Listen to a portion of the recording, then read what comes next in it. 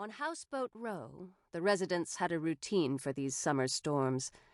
Houseboat owners were more vulnerable than their earthbound neighbors, but conversely they were, by their nature, also a more devil-may-care sort of people. Furthermore, it was Sunday morning. With a mug of coffee or a bottle of beer to hand, they were idly tying down a few possessions, roping potted plants, lounge chairs, and bicycles to the railings. The edge of the storm was to touch Key West mid-afternoon, so there was no need to hurry. The more cautious live-aboard residents, like the elderly and those with children, were packing picnic hampers to go and see the choppy weather in friends' houses on terra firma. Madeleine was in bed with Forrest, as they were every Sunday till well past midday, making love, eating, listening to music, and reading the papers, though not always in that order.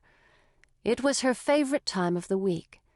Forrest was an inveterate doer, and sometimes it was difficult to pin him down and make him relax.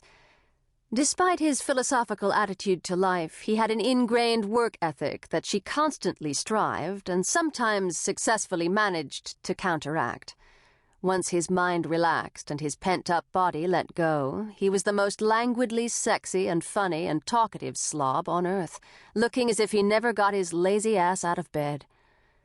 Madeleine was propped up by pillows with her sketch pad on her knees, sketching him lying on his stomach across the bed in the act of searching his dictionary for a word they'd argued about. "Recipicent," he read out triumphantly. "Adjective. Having returned to a saner state of mind. From Latin, to recover one's senses. Stay still, sport." Madeleine's piece of charcoal moved rapidly across the paper. Outside, there was some kind of commotion. Judy Montoya screamed at her kids, as she always did, and Fred next door shouted something to her. Running footsteps clattered along the boardwalk and died away. "Let's send for more coffee," Forrest slurred. "Where the hell is the bar staff when you need them?" "I gave them the day off." Their rusty old barge was a hand-me-down from Forrest's maternal grandmother, and the only bar staff ever to set foot on it had been Granny herself, who used to serve drinks at the Turtle Crawls. "Ah, hell, I'll make the coffee," he said, jumping up and wrapping a towel round his hips. "How about a glass of champagne with a squeeze of orange juice? And strawberries. I saw some in the fridge." "On principle, yes, please." She tried to grab him by the wrist, fearing he'd get diverted and start washing the deck or taking the laundry off the line. "I'll be back, honey, I swear." She listened, her hearing attuned to his movements. The barge was bobbing on the waves, water sloshing loudly round the bow. A gust blew a plastic bag horizontally past the porthole. Her watch said 12:30. She got up and stuck her face into the concave glass.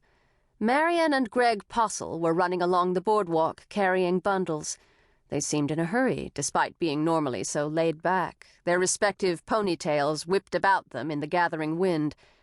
Over the noise, she heard Forrest moving things around on the deck. "Come back to bed, you renegade," she thought, and went back herself. "I want you." 10 minutes later, he returned, empty-handed. His expression was focused, and he went straight to his shorts and drew them on. She raised herself on an elbow. "Aw, now what? Where's my champagne?" "Better get dressed, honey." "Why? What's going on?" "There's not a soul around. Seems everybody's left." She smiled, patting the bed beside her. "So, we're all by our lonesome." "Better tie a few things up, Madeleine. There's a wind afoot." "No kidding," she said, but didn't move. "Turn on the radio, see how it's coming."